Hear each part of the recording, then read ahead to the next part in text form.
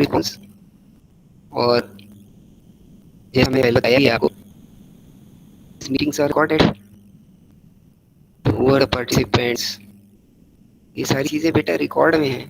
तो जब तक कोई बहुत दिक्कत ना हो तो क्लासेस तो आपको सबकी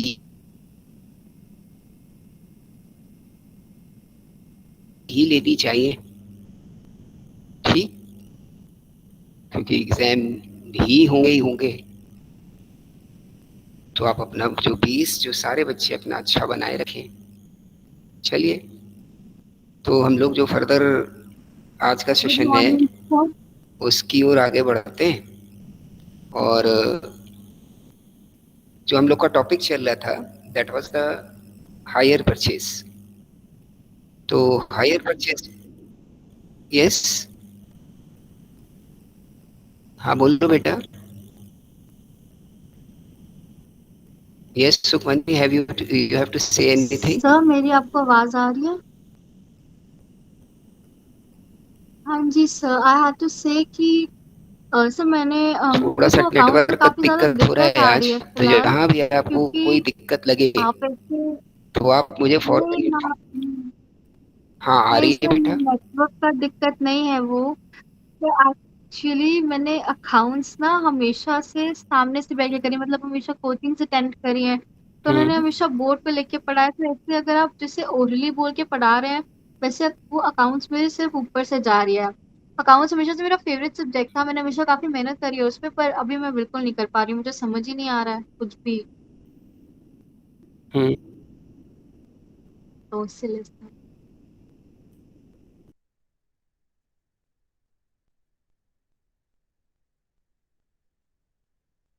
माई ऑडिबल टू यू सर?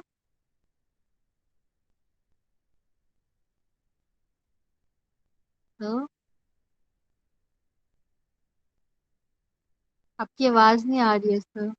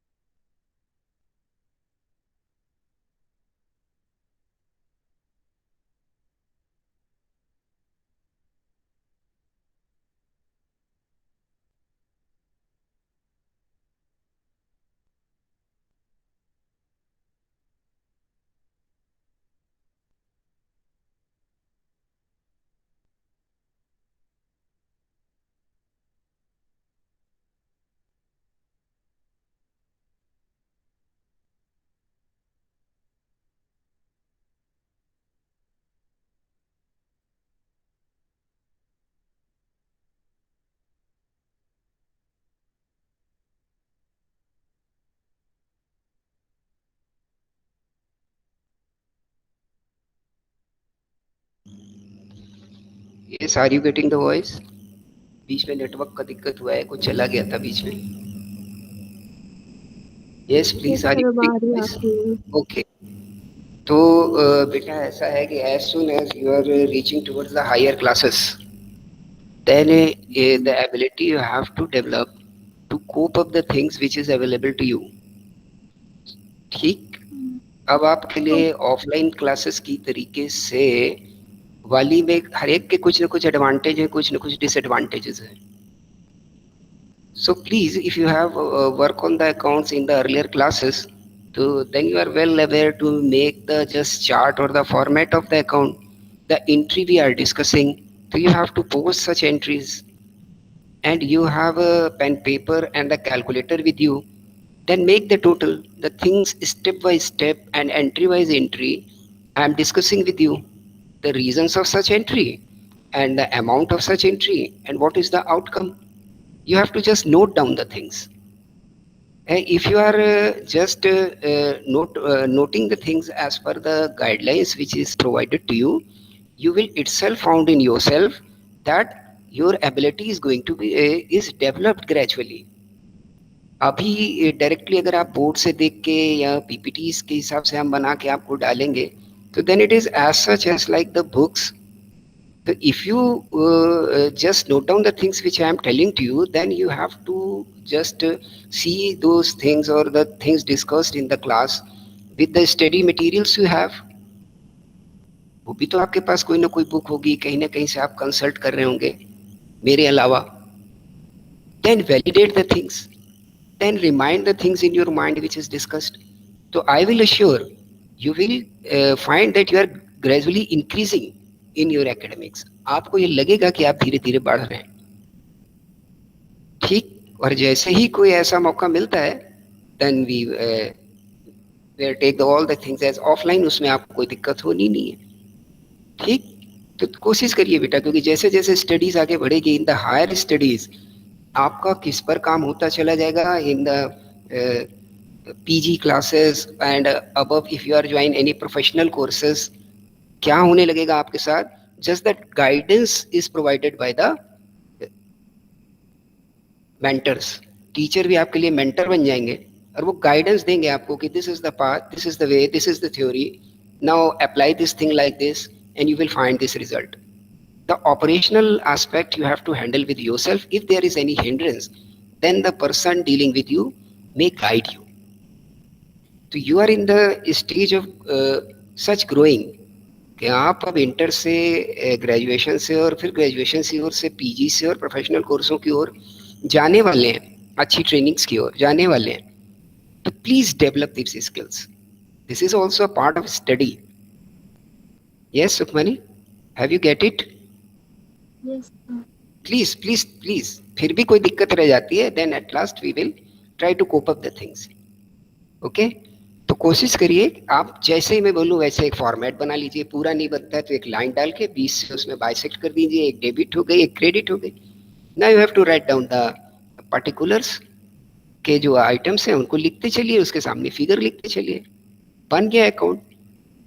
ठीक. और उस अकाउंट का आखिरी में आपने टोटल लगा देना है. आपको पेन पेपर और कैलकुलेटर साथ में रखना है. कोई दिक्कत बेटा होगी नहीं, क्योंकि आपकी फिगर्स भी स्टेप बाय स्टेप मैं आपको बोलता जा रहा हूँ. रीजन ऑफ द एंट्री भी मैं आपको बताता जा रहा हूँ. Nothing you have to be get bothered about that. आपको परेशानी बच्चा कोई होनी नहीं चाहिए. ओके. चलिए देखिए, फिर कोई दिक्कत रह जाती है देन यू एंड मी हम दोनों मिलकर इसको कोप अप करेंगे, सुधारेंगे. चलिए आगे बढ़ते हैं हम लोग अभी फिलहाल. ओके. देन जल्दी से अब हम लोगों ने डिस्कस कर लिया था द हायर परचेज सिस्टम. तो in the case of the hire purchase system it is also a type of credit sale. So now what is the difference between the hire purchase and the credit sale? This is the question. कि इनके बीच में difference क्या है? क्या higher purchase है और क्या credit sale है? On certain points it is going to be some difference. Means first basis is the basis of transfer of ownership. In the case of the hire purchase, ownership is transferred after payment of the last installment. ये हम लोगों ने पहले discuss कर लिया है. But in the case of credit sale, ownership is transferred eight the time of purchase. दोनों में उधारी है, लेकिन दोनों में मालिकाना हक से रिलेटेड इशू को कैसे सेटल करते हैं कि हायर परचेज के केस में जब आपकी लास्ट इंस्टॉलमेंट पे हो जाएगी तो ओनरशिप ट्रांसफर होगी. और in the case of the credit sale आपकी ownership the time of purchase से ट्रांसफर हो जाएगी. Now the method of payment. The payment of price is always made by the instalments in the case of hire purchase. अगर hire purchase के cases हैं तो जो payment है वो इंस्टॉलमेंट की शेप में ट्रांसफर होगी.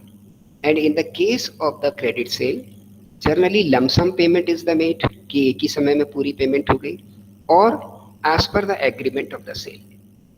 या आपकी क्रेडिट सेल में एग्रीमेंट भी हो सकता है कि अभी आप ले लीजिए, एक बिल काट दीजिए 3 महीने बाद का, या अभी इतना दे दीजिए डाउन पेमेंट, बाकी बाद में दे दीजिएगा. That is the part of agreement of trading. इस तरीके से चीजें हो सकती है. क्लियर? लेकिन इन the case of the hire purchase आपको पेमेंट हमेशा इंस्टॉलमेंट मोड पे करनी है। इसमें भी शुरू में कोई डाउन पेमेंट हो सकती है, but further the instalment are fixed. ठीक, then right of return of the goods, सामान को लौटाने के लिए क्या, इसके बेसिस पे क्या चेंजेस है। If default is made in payment of the installments, the seller can take back the goods as per legal requirement. जो सेलर है वो गुड्स को वापस ले सकता है as per legal requirement. But on the default of the payment of the credit sale, seller cannot take back the goods but can file the suit against the recovery of the price. Clear?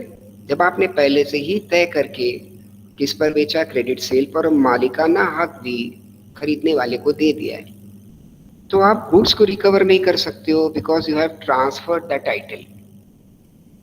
You have transferred the title. Now your entitlement is just worth the price of such asset. उसके लिए आप काम कर सकते हो। तभी आप अपने आप उनको डेटर की तरह दिखा देते हो, और एक समय आपको लग जाए कि अब देने वाले नहीं है, then you make those debtor as bad debts और you have to proceed some things. तो उनके लिए आप सूट फाइल कर सकते हो, फर्दर प्रोसीडिंग कर सकते हो, पर गुड्स को रिकवर नहीं कर सकते हो। उसके लिए आप ऑलरेडी बेच चुके हो, आपने ओनरशिप ट्रांसफर कर दी। अब एक बहुत कॉमन सी बात है, जो transfer of sale of goods act में या ट्रांसफर ऑफ प्रॉपर्टी एक्ट में आपने पढ़ी ली होगी कि टाइटल परचेजर का कभी भी सेलर से अच्छा नहीं हो सकता। बिल्कुल आसान शब्दों में बिल्कुल बता रहा हूं मैं आपको कि टाइटल परचेजर का सेलर से अच्छा नहीं हो सकता।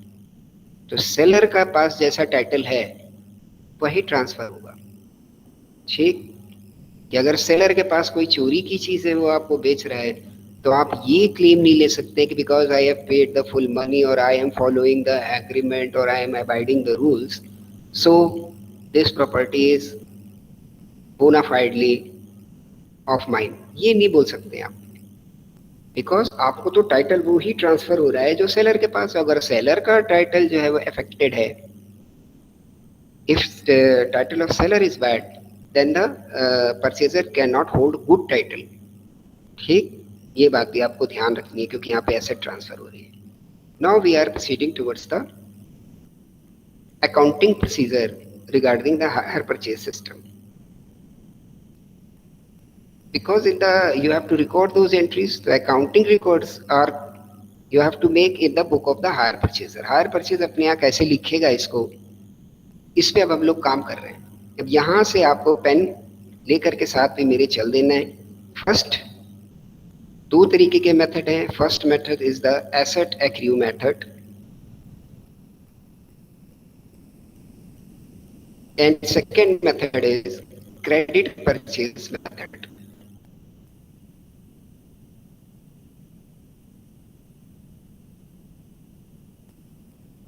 दो मेथड में एंट्रीज होती हैं इसकी, दो मेथड से अकाउंटिंग है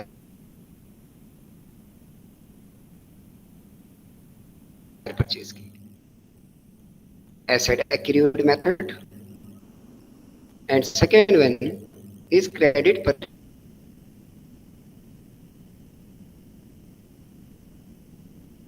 परचेज मेथड। अब इसमें क्या है बेटा, ये कॉन्सेप्ट ऊपर बेस कर रहा है। अगर खरीदने वाला इस कॉन्सेप्ट के साथ काम कर रहा है तो वो उतने उतने हिस्से का मालिक बता रहा है जिन्हें काम कर रहा है, he is getting the title of दिया था। तो is it voice is clear at this time? Please confirm, are you able to hear me clearly? Yes sir. Okay, तो हम लोग बात कर रहे थे the methods of recording the hire purchase system, कि इनकी एंट्री क्या बनी और इसकी अकाउंटिंग कैसे हो। तो दो तरीके के मेथड काम करते हैं, one the asset accrued method and second one is the credit purchase method. तो in the asset accrued method the thinking behind for the hire purchase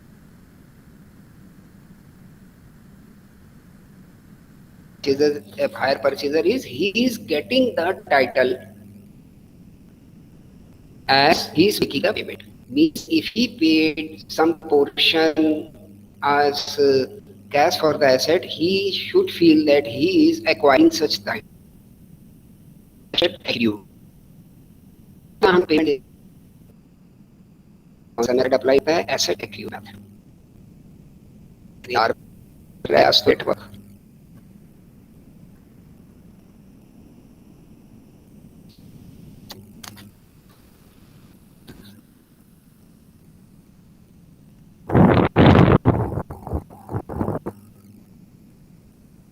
Yes.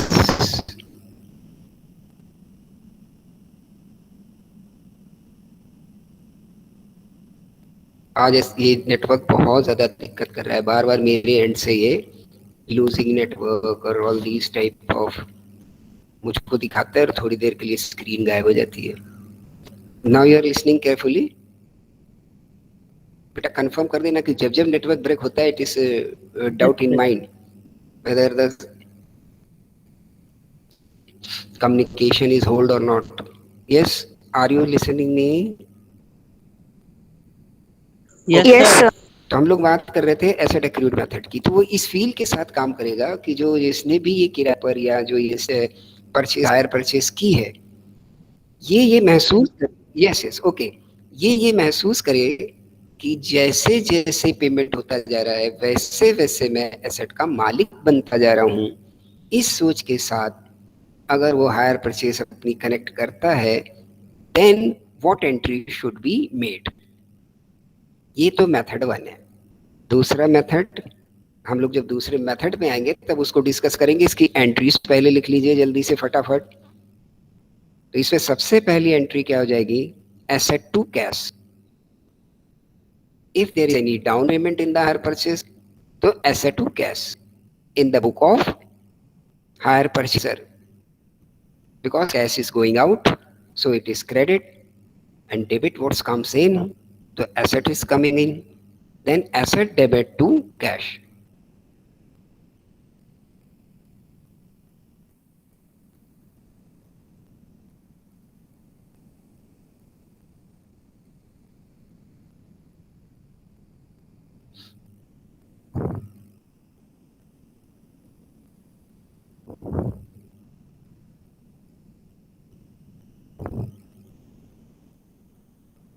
अरे यार,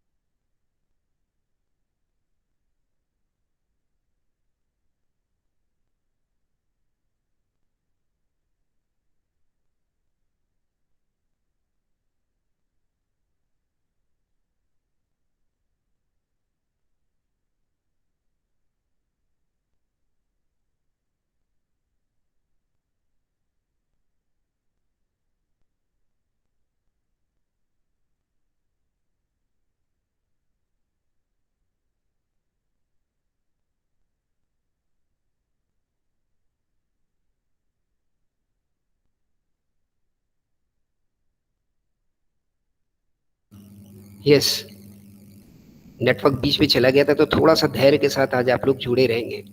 I think now it is restored. Is my voice is clear to you? Yes, now you are able to listen me. Please confirm quickly. Yes. Then please note down the entries. फटाफट से लिखें आप कि when you are making any cash payment at the time of hire purchase, hire purchase पर जब आप purchase करते समय कुछ भी डाउन पेमेंट कर रहे हो, then you have to make the entry that asset account debit to cash. Clear? कि जब भी कुछ अगर उसमें डाउन पेमेंट है तो आपको ये एंट्री कर लेनी है. नाउ ये तो हो गया eight the time of purchase. कोई भी डाउन पेमेंट है आपने किया कैश में कि 1 लाख की चीज़ है, 10,000 अभी दे दो, बाकी की किस्तें बन जाएंगी 10 साल के लिए, ऐसा कुछ होता है. जो 10,000 आपने दिए उसकी एंट्री ये हो गई. नाउ सेकेंड वन, अब अगले साल आगे क्या होना है, आपको फिर से ड्यू होगा पैसा, फिर जो आपको देना है. For the first installment first you have to make the payment due. आप पेमेंट को ड्यू करो पहले. Then the asset account debit, interest account debit to hire vendor account. जितने की इंस्टॉलमेंट में पेमेंट जानी है उतने से आप एसेट अकाउंट को डेबिट करोगे. जितने का इंटरेस्ट जाना है उस पर कुछ इंटरेस्ट रेट आपके तय होंगे जिसके हिसाब से आपकी इंस्टॉलमेंट बन रही होगी, तो इंटरेस्ट को ड्यू कर लीजिए. इंटरेस्ट क्योंकि नॉमिनल खर्चा होता है तो हर साल के P&L में उसको डालते हुए हम लोग खत्म करते चलेंगे. तो ये चीज़ें अब तक आपको अच्छे से समझ आने लगी होंगी. इंटरेस्ट आपका नॉमिनल एक्सपेंस है तो ये हर साल के P&L में एडजस्ट होगा. That is why it is we are doing such interest regularly. हर साल इसको हम ड्यू करेंगे, एक साथ इंस्टॉलमेंट नहीं बनाएंगे, installment 1 installment 2, not like this. Asset के अमाउंट को ड्यू करेंगे, इंटरेस्ट के अमाउंट को ड्यू करेंगे और हायर वेंडर को क्रेडिट कर देंगे. और जब इसका पेमेंट करेंगे हम तो हायर वेंडर को डेबिट कर देंगे और कैश को क्रेडिट कर देंगे. तो कैश के क्रेडिट होते ही हमको ये पता चल जाएगा कि कितने पैसे का cash outflow is from my business. उसके नीचे हमारी नरेशन लिखी होगी, being the installment number whatever number is paid. और मुझे पता है हायर वेंडर को दिया, हायर वेंडर एक बार क्रेडिट हुआ एक बार डेबिट हुआ, मतलब हायर वेंडर का कुछ भी बाकी नहीं. हायर वेंडर का account for that particular year is equal होकर के वो एज लाइक क्लोज हो गया. नथिंग ड्यू, कुछ भी आगे नहीं जा रहा है उसमें. अब आपके पास आगे क्या चीजें जा रही हैं जो बंद नहीं हो पा रही है आपके खाते. जो 2 डेबिट अमाउंट आपने कर लिए, एक एसेट का और दूसरा इंटरेस्ट का. तो ये एसेट जो डी हुई ये क्या हुआ, आपके एसेट में जाके क्रिएट करेगी. तो the value of asset is increasing. कैसे इंक्रीज कर रही है, duly the payments are made. जैसे जैसे आप पेमेंट करते जा रहे हो वैसे वैसे एसेट की वैल्यू बढ़ती जा रही है. इसलिए इस मेथड को हम लोग बोलते हैं accrued method, asset accrued method. और ये जो इंटरेस्ट आपका डेबिट हुआ है इसको P&L में डाल दीजिए, P&L को डेबिट कर लीजिए और इंटरेस्ट को क्रेडिट कर दीजिए. तो आपका काम इंटरेस्ट का खत्म, उस साल का इंटरेस्ट उस साल के प्रॉफिट एंड लॉस में adjust. Now next point, if you are depreciating the asset तो होनी है. और डेप्रिसिएट अगर ये एसेट बिजनेस में हो रही है तो लोग जरूर करेंगे क्योंकि डेप्रिसिएशन से आपका प्रॉफिट कम होता है. तो इंटरेस्ट ऑफ द बिजनेस में डेप्रिसिएट द एसेट कि हमारे प्रॉफिट कम हो जाए. अगर प्रॉफिट कम होंगे तो टैक्स कम देना पड़ेगा. क्लियर? तो अगर डेप्रिसिएशन हो रहा है तो डेप्रिसिएशन टू एसेट. ठीक, तो एसेट की वैल्यू रिड्यूस हो जाएगी from the amount of depreciation as well as आपका डेप्रिसिएशन डेबिट में आ जाएगा. तो डेप्रिसिएशन को भी आप P&L में डाल दीजिए, P&L टू डेप्रिसिएशन. तो सेपरेट एंट्री भी आप ले सकते हो कि P&L to interest and P&L to depreciation, या पहले की दोनों ड्यू एंट्री एक साथ कर लीजिए आप कि asset to interest to hire vendor, दूसरी आपकी डेप्रिसिएशन टू एसेट, और फिर इनको डेप्रिसिएशन और इंटरेस्ट को एक साथ P&L में डाल दीजिए. कोई भी मोड आप अप्लाई कर सकते हो इसमें. तो फाइनली कुछ इतनी एंट्री बिल्कुल जनरल टर्म्स में आपके लिए बन रही हैं अगर बीच में कोई झगड़ा नहीं आ रहा है, अगर सारे पेमेंट प्रॉपरली जा रहे हैं, अगर किसी साल इंटरेस्ट घटा बढ़ा नहीं, किसी साल डेप्रिसिएशन घटा बढ़ा नहीं, ठीक, नॉर्मली सब कुछ चलता रहा, तो ये 4-5 एंट्री पर आपका काम हायर परचेज का in the method of asset accrued खत्म हो जाएगा। ठीक, होने वाले regular mode of nominal expenses mean the depreciation and the interest you have debited to P&L. The items which are going to raise the value of asset or reduce the value of asset are adjusted. जैसे आपकी installments है, ये asset की value को बढ़ा रही है, इनको आपने रिकॉर्ड कर लिया। डेप्रिशिएशन है, ये एसेट की वैल्यूज को घटा रही है, इनको आपने रिकॉर्ड कर लिया। तो अगर ये सारी चीजें आपने कर ली, so now you are assured you have followed the method which is asset accrued method and you have recorded the transactions which are necessary and normal transaction under the hire purchase system of this method. तो आपने जो भी note down किया है, जल्दी से 1 minute में उसका क्विक लुक ले लीजिए, दिमाग में अच्छे से उसको समराइज कर लीजिए। If you have any query regarding it तो उसको आप जल्दी से मुझसे पूछ सकते हैं quickly. If you have any query regarding it, please उसको रेज करें आप। And if no query, then response, then we will proceed towards the second method.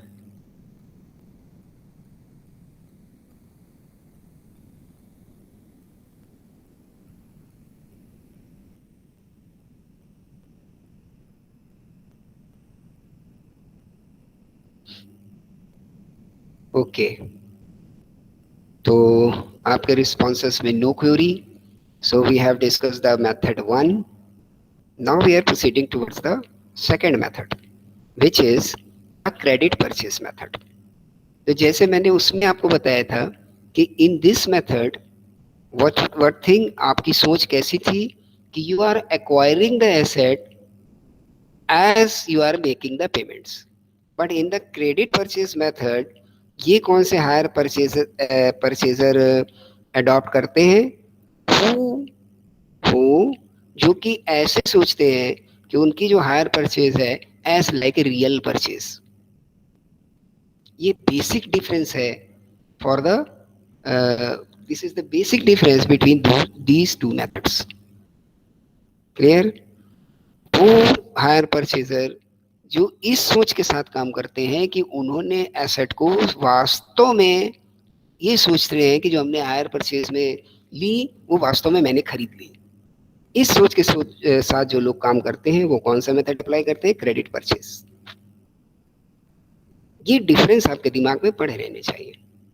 ठीक, तो जल्दी से अब हम लोग देखते हैं इसमें क्या क्या हो सकता है कि जब जब हम बेटा ये मान के चलेंगे कि हमने चीजें खरीद ली पहले दिन से, तो फ्रॉम द डे 1 जैसे ही हमारा ये एग्रीमेंट होता है और हायर परचेज हम लेते हैं, तो सबसे पहला काम क्या हम करेंगे, एसेट तो डेबिट होगी पर हायर वेंडर को क्रेडिट करेंगे. देखिए उसमें हम किसको कर रहे थे, एसेट टू कैश, जहाँ पे पेमेंट कर रहे थे.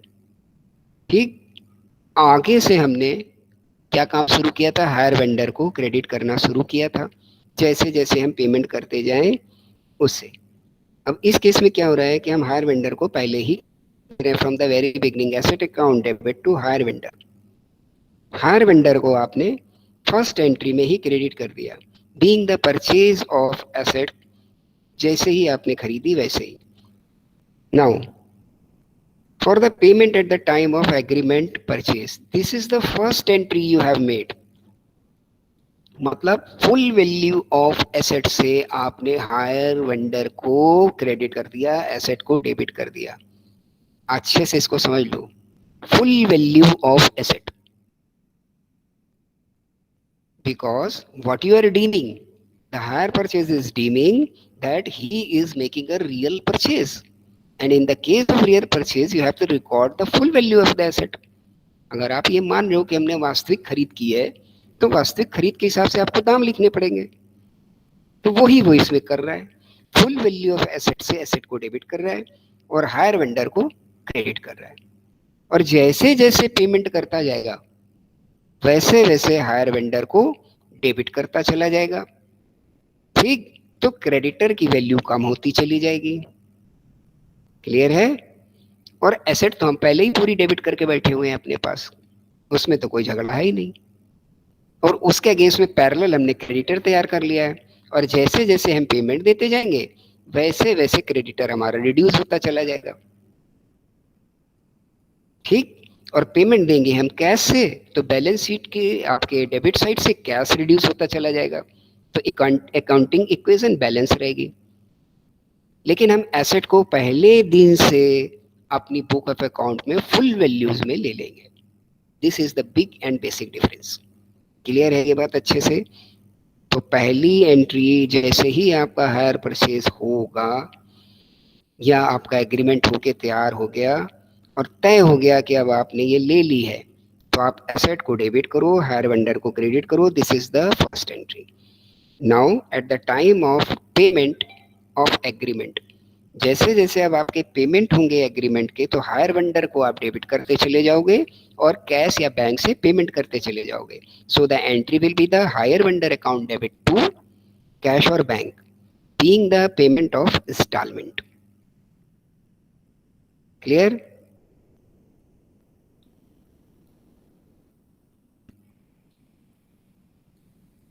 अब इंटरेस्ट को ड्यू करो, क्योंकि आपने एसेट वैल्यू को तो पूरा का पूरा कर लिया है।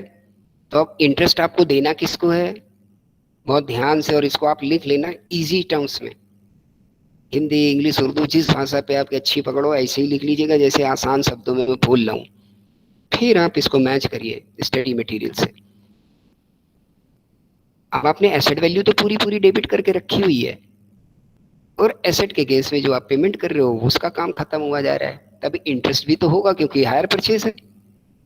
कोई आदमी आपको ज्यादा दिन का समय क्यों दे और इंस्टॉलमेंट क्यों दे, एक साथ पैसा क्यों ना ले ले अगर क्रेडिट परचेज है तो? अब इसी के पहले हमने इसीलिए आपसे क्या डिस्कस किया, the difference between the hire purchase and the credit purchase. कि क्रेडिट परचेज में आपको पूरा पैसा दे देना है या एक दो बार में दे देना है, और आपको टाइटल पहले दिन से मिल जाता है।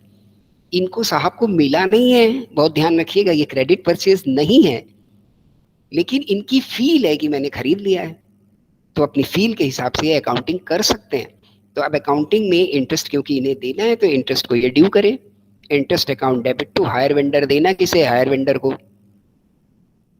ठीक, अब आप उसको हायर वेंडर को पेमेंट करो, डेबिट करो उतने ही अमाउंट से देते से इंटरेस्ट आपने ड्यू किया, और कैश और बैंक को क्रेडिट कर दो। ये एंट्री हर साल अलग अलग बन सकती है या एक साथ भी बन सकती है। Asset account debit to interest account debit to hire vendor, और हायर वेंडर को आप डेबिट करो और कैश या बैंक से पेमेंट कर दो क्रेडिट करके, और फिर उसके बाद इंटरेस्ट को P&L में ले जाना है, और डेप्रिसिएशन को अगर आप लगा रहे हो तो भी P&L में ले जाना है। इतनी बातें हो गई हमारी आपकी। Clear? Is there any doubt on the second method which is credit method of hire purchase? Because these are the simple basic entries. अगर ये क्लियर हो जाएंगी then we are able to lay down the advancement of further advancement of this topic. तो ये एक new या एक ये ऐसे पिलर्स हैं कि जिन पे फर्दर एडवांस हम लोग कर पाएंगे, कुछ नया डिस्कस कर पाएंगे, तो इनको बिल्कुल पक्का कर लीजिएगा। कोई डाउट हो तो यहीं पे पूछते चलें आप, वरना फिर वही दिक्कतें रहेंगी कि समझ नहीं आ रहा है और ऐसे बताओ और वैसे बताओ। So please if there is any doubt then make it clear. Yes बच्चों, कुछ बात ये क्लियर हुई?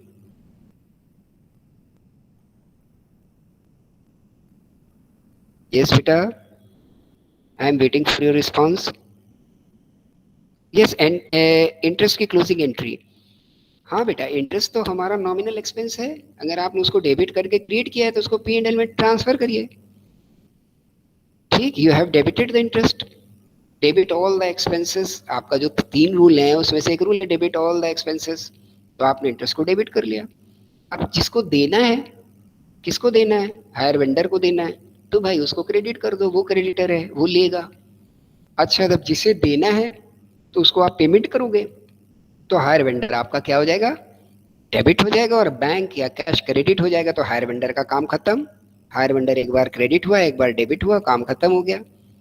कैश आपका क्रेडिट हो गया क्योंकि कैश से आपने पेमेंट किया या बैंक से पेमेंट किया। तो ये तो रियलिटी है, ये रहेगी रहेगी। अब इंटरेस्ट आप एक्चुअली डेबिट कर चुके हो, इसको उठा के P&L में ट्रांसफर कर दो। P&L account debit to interest, तो इंटरेस्ट भी खत्म हो जाएगा। इंटरेस्ट एक बार डेबिट हो गया, एक बार क्रेडिट हो गया, यही क्लोजिंग एंट्री हो जाएगी कि उसका P&L में transfer, P&L to interest. Clear? तो वेरी सिंपल, कुछ भी झगड़ा नहीं है। बस आप पेन पेपर पे इन चीजों को नोट करते जाइए, और जैसे जैसे आप नोट करते जाएंगे आप देखेंगे कि आपको बड़ा अच्छे से समझ आएगा, और आप बड़े आसानी से रेस कर पाएंगे क्वेश्चंस को। अगर आप कंफ्यूज होकर हटने लग गए सेशन से, तो फिर केवल शिकायतें बचेंगी आपके पास। तो प्लीज क्वेरी को लेते चलिए। Same with the depreciation. Depreciation भी आपका नॉमिनल एक्सपेंस है हर साल होने वाला, तो डेप्रिसिएशन को डेबिट करो, और डेप्रिसिएशन एसेट के अगेंस्ट क्रेडिट होगा, तो इसको भी हम हटा नहीं सकते हैं। और डेप्रिसिएशन भी P&L में ट्रांसफर हो जाएगा, वही उसकी क्लोजिंग एंट्री है, P&L टू डेप्रिसिएशन। क्लियर? अगर हम 1 मिनट के लिए हायर परचेज को दिमाग से हटा दें, आप एक नॉर्मल बिजनेस है जो कि आप पिछली सेशन में बैलेंस शीट्स बना चुके हैं, ठीक है ना? तो उसमें आप इंटरेस्ट के साथ क्या काम करते थे, इंटरेस्ट टू कैश या इंटरेस्ट टू बैंक। अब इन एंट्रीज में आप उठा के देख लो, फाइनल आउटकम क्या है। वेंडर एक बार डेबिट होता है, एक बार क्रेडिट होता है, वेंडर का काम खत्म हो जाता है, बचता क्या है, इंटरेस्ट टू कैश और बैंक। तो आप बेसिक एंट्री पे ही काम कर रहे हैं। वेंडर इसलिए इंट्रोड्यूस हुआ क्योंकि आपको ये भी तो श्योर करना है कि ये पेमेंट इंटरेस्ट का मैंने दिया किसे, for the clarity of the account, for making your financial statements more clear and more objective. ये तो पता चल रहा है इंटरेस्ट दिया, पर भाई ये इंटरेस्ट किसका है, क्या नॉर्मल बिजनेस ट्रांजैक्शन का है, या आपने कोई डिवेंचर बेचे थे उनका इंटरेस्ट है, ये कैसे पता चलेगा? इसके लिए आपको ड्यू करना पड़ता है उस पार्टी को, उस ट्रांजैक्शन के हेड्स को, जिनके अगेंस्ट में आप इंटरेस्ट पे कर रहे होते हैं या रिसीव कर रहे होते हैं। तो ये आपके इंटरेस्ट के फ्लो को, वेदर इट इज डेबिट और क्रेडिट, मीनिंगफुल बना देता है। Is it clear? वरना आपका बेस क्या है? बेस तो वही है कि इंटरेस्ट को डेबिट होना है और बैंक या कैश को क्रेडिट होना है। Same with the depreciation. मैं डाउट कहीं रहने नहीं दूंगा, बस आपको ध्यान से सुनते चलना है। Same with the depreciation. Depreciation में आप क्या किया करते थे पीछे की क्लास में? Depreciation to asset. अब जरा इसमें उठा के आप देख लीजिए क्या हुआ है। डेप्रिसिएशन टू एसेट सीधी सीधी एंट्री है, और डेप्रिसिएशन को आपने P&L में डाल दिया क्लियरली, ठीक है ना? इसका जो है वो स्टैंड कर रहा है अकाउंट। तो इसका अकाउंट कब खत्म होगा? जब ये P&L में चला जाएगा, जो आपको ट्रायल बैलेंसेस मिला करते थे। क्लियर? तो डेबिट बैलेंस आपके स्टैंड करेंगे डेप्रिसिएशन के और इंटरेस्ट के, which are going to be closed by the help of profit and loss account. Now still any query remaining?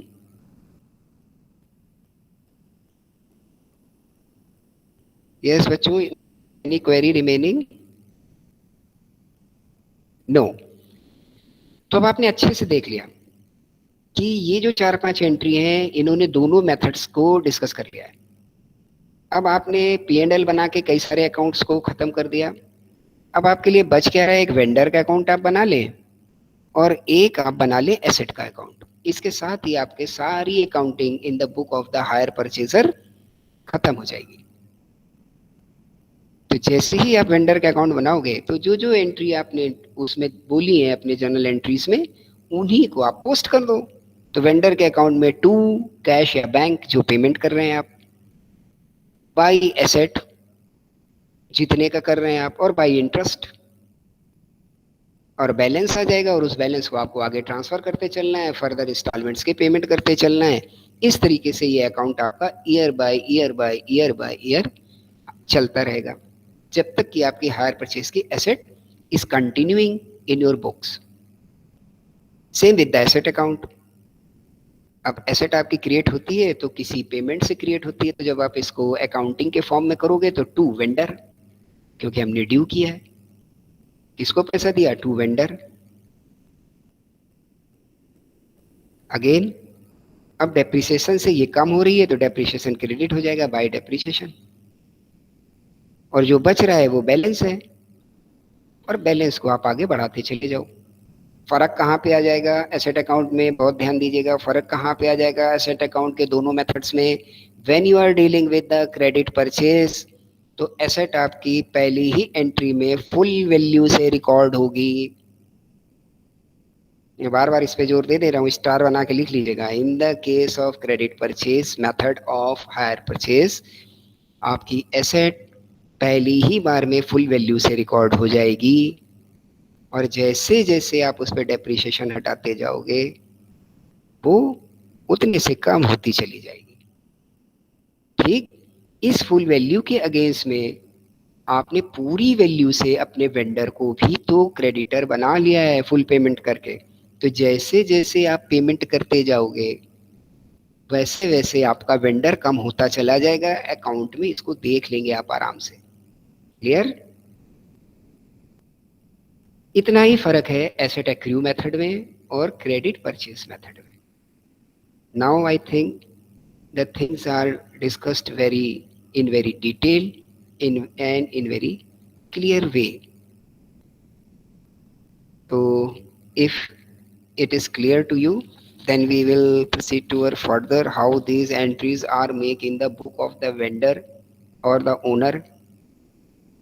अगर ये बातें क्लियर हो गई हूँ तो हम लोग थोड़ी सी वेंडर की या ओनर की बात कर लें। यस बेटा, अगर ये बातें क्लियर हो गई हूँ, ओके। तो आगे बढ़ जाते हैं कि in the books of the hire vendor, vendor की क्या होने वाला है? वेंडर की किताबों में क्या होने वाला है? वेंडर इन एंट्रीज को क्या दो तरीके से करेगा? बिल्कुल नहीं करेगा, उसके लिए एक ही मेथड है। एक्चुअली देखा जाए तो मेथड हायर परचेजर के लिए भी एक ही होनी चाहिए, पर ये उनकी सोच है कि मुझे पहले दिन से मालिक बनना है और मैं तो इस एसेट के साथ बिल्कुल छोड़ने वाला ही नहीं हूँ, हमेशा रखने वाला हूँ। तो उन्होंने पहले दिन से ही उसको फुल वैल्यू पे डेबिट क्रेडिट कर लिया।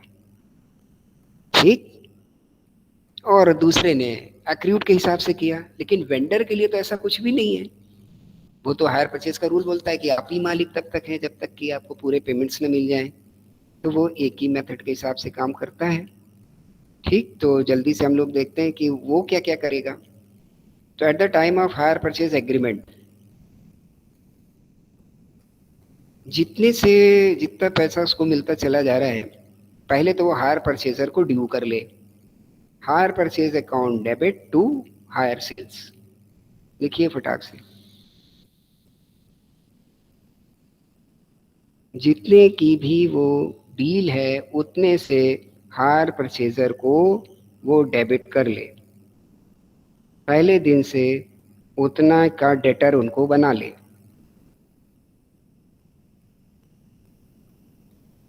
ठीक, क्योंकि मेरे लिए तो वो डेटर बन गया, मेरे पास से तो वो पूरी एसेट उसके पास चली गई। Though the title remain with me but I have transferred the title to use such asset, तो this is as like as sale. तो ये तो सेल मान के ही चलेगा, ये तो हायर परचेज को डेटर बना लेगा पूरे से। हायर परचेज को डेटर बना लेगा अगेंस्ट हायर सेल। अब जब उसको पैसा मिलेगा तो कैश को डेबिट करेगा और हायर परचेजर को क्रेडिट कर देगा, यानी उसकी जो डेटर वैल्यू है वो रिड्यूस होती चली जाएगी। क्लियर? इंटरेस्ट को ड्यू करेगा तो hire purchaser account debit to interest. इतने काम होंगे। ठीक, समझ आती जा रही है बात कि आप उसने पूरे उससे हायर परचेजर को डेबिट बनाया, डेटर बनाया अगेंस्ट हायर सेल, क्योंकि ये तो एक प्रकार की उसके लिए सेल ही है, हायर पे है पर सेल तो है। अगर डाउन पेमेंट कुछ मिलती है तो bank account debit to hire purchase, जो जो पैसा मिलता जाए डाउन पेमेंट मिले तो, इंस्टॉलमेंट मिले तो, क्योंकि अब तो आपने पूरे अमाउंट से हायर परचेजर को बना रखा है, तो उसको बस उठा के क्रेडिट करते चले जाओ on the receipt of instalment और on the receipt of the down payment. आपको क्या करना है, कैश और बैंक को डेबिट करना है, आपके पास पैसा आ रहा है और आपको हायर परचेजर अकाउंट को क्रेडिट कर देना है। Means the debtor value of hire purchaser is reduced as the payments made by him. जैसे जैसे पैसा वो देता जाए उतने उतने से उसकी डेटर वैल्यू को आप रिड्यूस करते चले जाओ। क्लियर है बात? अब आपको लेकिन साथ ही साथ करना क्या है, इंटरेस्ट को ड्यू करते चलिए आप। ठीक है, अब इसमें इंटरेस्ट जो ड्यू होगा बेटा क्रेडिट होगा, क्योंकि तो अब आपको मिलने वाला है। तो हर परचेजर अकाउंट को डेबिट करेंगे और आप इंटरेस्ट को क्रेडिट करेंगे। ठीक, नेक्स्ट अगला काम क्या करेंगे आप, यहां पर इंटरेस्ट को डेबिट करके प्रॉफिट एंड लॉस को क्रेडिट कर दोगे तो इंटरेस्ट अकाउंट खत्म हो जाएगा। डेप्रीशिएशन की कोई एंट्री, डबल स्टार बना के इसको लिखना, डेप्रीशिएशन की कोई एंट्री वेंडर के बुक में नहीं होगी। तो दो he is the you can say though he is holding the title of such asset, जबकि वो एसेट का मालिक माना जा रहा है जब तक कि इंस्टॉलमेंट पेमेंट ना हो, लेकिन डेप्रीशिएशन की कोई एंट्री वेंडर के बुक में नहीं होगी। मतलब डेप्रीशिएशन का चार्ज हायर परचेजर के ऊपर होगा, उसका वेंडर से या ओनर से कोई लेना देना नहीं होगा। क्लियर? धोखे से भी डेप्रीशिएशन से रिलेटेड कोई एंट्री वेंडर के उसमें मत कर दीजिएगा, ये सोच के कि वो मालिक है, क्योंकि डेप्रीशिएशन की जो आपने लाइन परिभाषा पढ़ी है जो भी, that is against the loss due to wear and tear, due to obsolesces, due to time. और टाइम को कौन एंजॉय कर रहा है, परचेजर। वियर एंड टीयर के साथ लॉस किसकी वजह से हो रहा है, परचेजर। तो ये सारी चीजें जब परचेजर एंजॉय कर रहा है, he is right to use, then depreciation is shifted to purchaser. ये इसमें एक सबसे खास बात है, इसको आपको इन्वर्टेड कॉमा में लिख के याद रखना है कि डेप्रीशिएशन वेंडर या ओनर के मत्थे कतई नहीं जाएगा। क्लियर? तो इंटरेस्ट डील हो गया आपसे, इंस्टॉलमेंट डील हो गई, अगर कोई डाउन पेमेंट है तो वो डील हो गया कि कैसे ओनर उसको रिकॉर्ड करेगा। अब फाइनली सारा पेमेंट अगर कर देता है वो आपका परचेजर, तो यार अब आपको उसको एसेट ट्रांसफर भी तो करनी पड़ेगी। हाँ जी, करनी पड़ेगी। अब अगर आप उसको एसेट ट्रांसफर करोगे तब क्या करोगे, तो उन केसेस में अगर आप एसेट को ट्रांसफर करोगे तो एक जो आपने शुरुआत में सेल्स को क्रेडिट करके रखा हुआ है, इस अकाउंट को भी तो बंद करना है। बात समझ आती जा रही है? सेल्स तो आपकी क्रिएट चल रही है, हायर सेल्स, ये चलती चली जाएगी, ये तो बंद हो नहीं रही है। दिस इज नॉट नॉमिनल, ये तो यहाँ नॉमिनल नहीं है। तो जब आपको फाइनली ट्रांसफर करनी पड़ जाएगी asset, then the hire sale is going to be debited against trading account. Clear? Against trading account. Trading account के अगेंस्ट में ये हायर सेल्स आपकी डेबिट हो जाएगी। क्लियर हो रही है बात? तो आपकी हायर सेल्स भी खत्म हो गई, और हायर सेल्स अब आपकी किस में कन्वर्ट हो गई, ट्रेडिंग अकाउंट में चली गई। तो ट्रेडिंग अकाउंट में आप उसको सेल्स की तरह दिखाएं और उसका जो भी है ट्रीटमेंट हो जाएगा आपका। हायर सेल्स का अकाउंट खत्म और आपकी एसेट बिक गई। Now it is finally sailed. Clear? कोई डाउट? यस, एनी डाउट बेटा? ये मैंने कौन सी एंट्रीज डिस्कस की जो कि वेंडर की बुक में है? Is there any doubt? No. तो अब हम लोग जल्दी से क्या करते हैं कि आपके जो भी ये आज इससे रिलेटेड डिस्कशंस हुए तो इनको आप अच्छे से घर पर जाकर देखेंगे। मैं कोशिश करूंगा कि आज एक दो क्वेश्चंस की पिक आपको डाल दूंगा। ठीक, तो इनको प्रैक्टिस करिएगा आप। इसको फर्दर हम लोग कल की क्लास में डिस्कस कर लेंगे फर्स्ट हाफ में, and in the second half we will discuss the more methods or some advancement of this hire purchase accounting. Is it okay? Is it okay? Please confirm, is it okay? Yes. तो एक या दो छोटे छोटे से हम लोग वो डाल देंगे आपको उस पर व्हाट्सएप पर शाम तक, तो उनको आप प्रैक्टिस कर लीजिएगा। उससे रिलेटेड जो भी डाउट या जैसे भी वो क्वेश्चन हैंडल हो रहे हैं वो हम लोग डिस्कस कर लेंगे in the first half, again repeating, and the second half इसके कुछ और एडवांसमेंट, इस तरीके से हम लोग आगे बढ़ेंगे। तो now finally if there is any query then please raise, otherwise now it is time to leave the meeting. Please confirm the if there is any query. कोई query हो बच्चा? No. Okay. Then very nice meeting with all of you. Thank you very much. Thank you, sir. Have a nice day.